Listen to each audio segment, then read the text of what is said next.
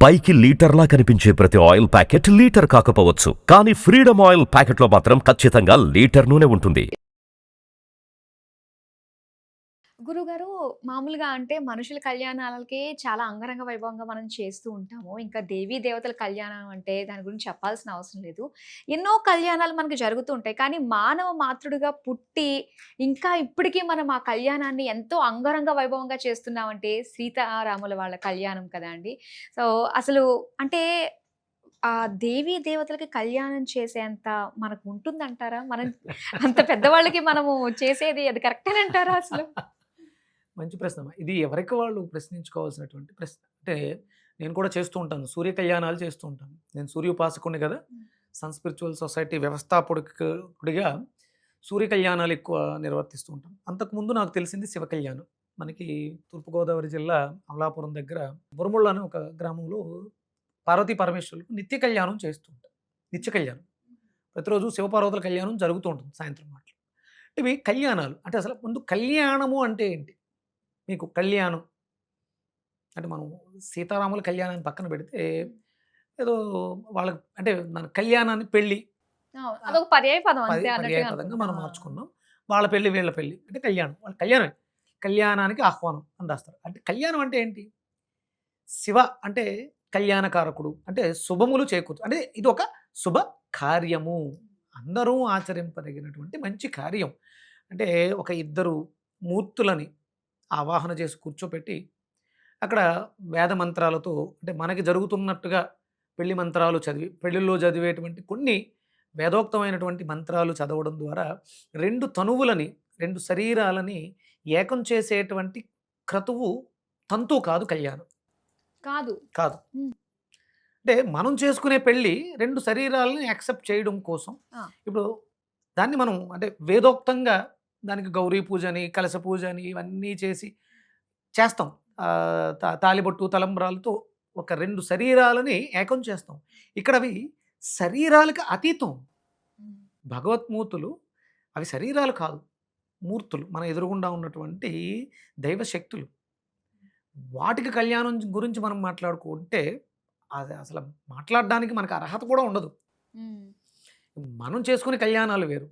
ఇక్కడ కళ్యాణం అంటే అర్థం ఏంటంటే శివతత్వము. శ్రీరామచంద్రమూర్తి విపరీతమైనటువంటి శివభక్తుడైన. మనకి ఆయన శివాలయాలు ఎన్నో ప్రతిష్ఠ చేసిన శివాలయాల గురించి మాట్లాడతారు. అందులో కూడా చిన్న దౌర్భాగ్యం ఏంటి అంటే బ్రహ్మహత్యా పాతకం చుట్టుకోవడంతో ఆయన శివాలయాలు ప్రతిష్ఠించారు అని చెప్తూ ఉంటుంది. హ్మ్. కానీ అది ఒరిజినల్‌గా కాదు. ఆయన తన ప్రీతి కోసం సంచారం చేస్తున్న సమయంలో ఆయన దేవాలయాలు నిర్మించుకుంటూ వెళ్ళిపోయారు ఆయనకి శివుడి మీద ఉన్నటువంటి భక్తితో. హ్మ్. అది సహజంగా ప్రతినిత్యము కూడా అంటే అప్పట్లో అంటే రాముల వారు రావణాసుడి గురించి మనం విన్నప్పుడు రావణాసుడు చాలా విపరీతమైనటువంటి శివభక్తుడు అని కూడా విన్నాం. అంటే అప్పటికే శివాలయాలు ఉన్నాయి. ఈయనేమి సొంతంగా చేసింది కాదు. అప్పటికే ఆయన ధర్మనిష్టాపరుడు శ్రీరామచంద్రమూర్తి. అంటే ధర్మం ఏం చెప్పుద్ది?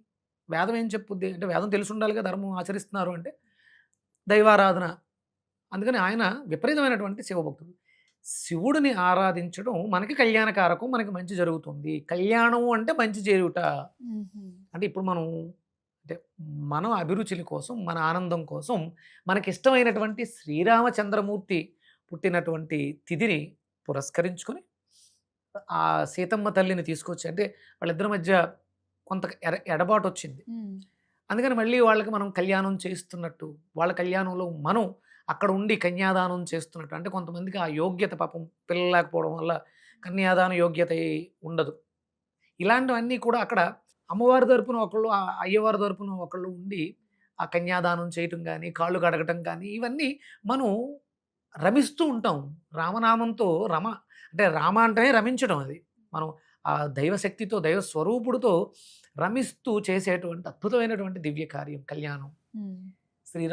సీతా సమేత శ్రీరామచంద్రమూర్తి యొక్క కళ్యాణం అది. అంటే కళ్యాణం అంటే అందరికీ మంచి జరుగుగాక.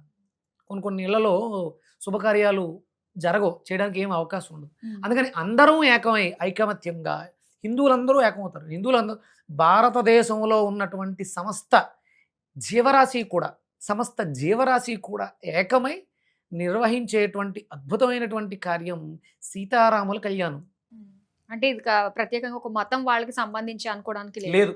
భారతదేశంలో ఎందుకంటే ఆయన ఇక్కడ అయోధ్య నగరంలో జన్మ తీసుకొని ఆయన చాలా సంచారం చేశారు. ఆయన సంచరించారు. ఒక చోట మనం రాముల వారి పాదాలు చూసామని చెప్తూ ఉంటారు. హ్మ్. ఆయన భారతదేశం అంతా కూడా సంచరించారు. అంటే ప్రపంచం కూడా భూమండలం అంతా కూడా సంచారం చేశారు. భూమండలం అంతా కూడా.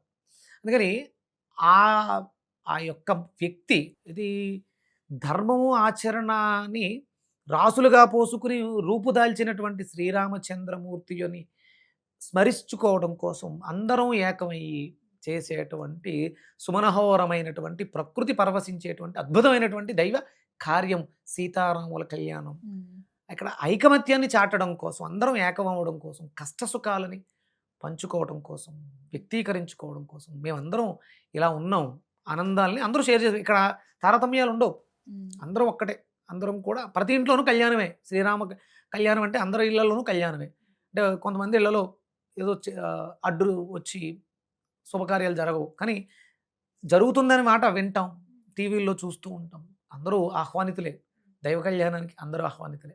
అందరికీ అన్న సంతర్పణ అని, పానకం వడపప్పు ఇవన్నీ కూడా మన జీవితాల్లో అంటే ఈ చైత్రమాసంలో వసంత ఋతువులో మనం ఆనందానుభూతిని వ్యక్తపరచుకోవడానికి చేసేటువంటి అద్భుతమైనటువంటి కార్యక్రమం సీతారాముల కళ్యాణం. అయితే చాలా మంది రకరకాల సమస్యలతో బాధపడుతున్న వారు సీతారాముల కళ్యాణం చూసినా, ఆ కళ్యాణం అక్షింతలను నెత్తి మీద వేసుకుని ముఖ్యంగా పెళ్లి జరుగుతుంది, పెళ్లి కాని వాళ్ళకి అని చెప్పేసి అంటూ ఉంటారు. ఇది నిజమేనా అండి? 100% అమ్మా. అదే మనలో ఆ ఉద్వేగం, భావోద్వేగం, ఆ ఆనందం మనలో ఉన్నటువంటి అంటే ఇప్పుడు లా ఆఫ్ అట్రాక్షన్ ఉంది కదా! హ్మ్. ఆకర్షణ సిద్ధాంతం. ఎప్పుడైతే ఒక శుభకార్యానికి వెళ్ళి ఆ శుభకార్యం ఎవరిది? ఒక వ్యక్తిది కాదు. అవును. అది ఒక శక్తిది. శ్రీరామచంద్రమూర్తిది. అక్కడికి వెళ్ళిన వెంటనే ఆటోమేటిక్‌గా అందరిలోనూ పాజిటివ్ ఎనర్జీ, పాజిటివ్ థింకింగ్ ఇవన్నీ కూడా వే ఆఫ్ ఇవన్నీ మారిపోతాయి. ఆ మారిపోవడం ద్వారా ఈ అద్భుతమైనటువంటి కార్యక్రమంలో నేను పాలు పంచుకున్నాను కాబట్టి నాకు అంతా మంచే జరుగుతుంది. కళ్యాణము అంటే శివ. శివ అంటే కళ్యాణకారకుడు. మంచి చేస్తాడు. కాబట్టి అది జరగటానికి మేనిఫెస్టేషన్. మనం ప్రాక్టీస్ చేస్తూ ఉంటాం కదా! మంచే జరుగుతుంది, మంచే జరుగుతుంది, డబ్బొస్తుంది, డబ్బొస్తుంది. ఇవన్నీ చేస్తాం. ఇది ఒక అద్భుతమైనటువంటి మేనిఫెస్టేషన్. హ్మ్. ఇంతమంది ముత్తైదువులందరూ, అమ్మలు, అక్కలు అందరూ కూడా ఒక చోట ఏకమైనప్పుడు ఎప్పుడు ఆనందంగా ఉంటావు? అందరూ ఉన్నప్పుడు ఆనందంగా ఉంటాం. అందరం కలిసి చేస్తున్నాం కాబట్టి 100% అక్కడ స్వామివారికి నివేదన చేసినటువంటి అక్షింతలు హ్మ్. నేను ఒక పెళ్ళికి సూర్య కళ్యాణం జరిపించి, సూర్య కళ్యాణంలో వాడినటువంటి జీలకర్ర బెల్లాన్ని, తలంబరాలని కూడా అంటే 6 రోజులు పెళ్ళి, 5 రోజులు పెళ్లి చేస్తారు కదా! అలా ముందు సూర్య కళ్యాణం చేయించి ఇక్కడి నుంచి తీసుకువెళ్ళి అక్కడ వాళ్ళకు ఉపయోగించడం జరిగింది. ఓకే. ఆ జంట బావుండాలి. ఇవన్నీ కూడా మనకి మన సాంప్రదాయంలో, మన ధర్మాచరణలో ఉన్నటువంటి భాగమై నిక్షిప్తం చేయబడి ఉన్నాయి. అందుకని సీతారాముల కళ్యాణం లోక కళ్యాణం.